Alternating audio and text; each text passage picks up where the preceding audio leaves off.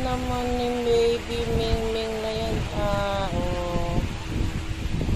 Gusto mo ng isda, no? Gusto mong galunggong, no? So sweet lang.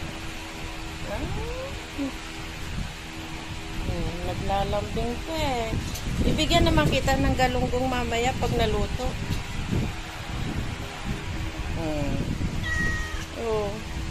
No, mamaya may galunggong ka. Oo, meron siyempre.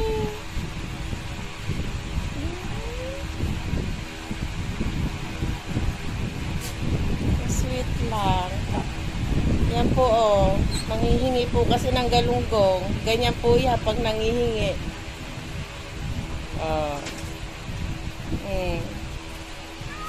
Oo, meron kang galunggong.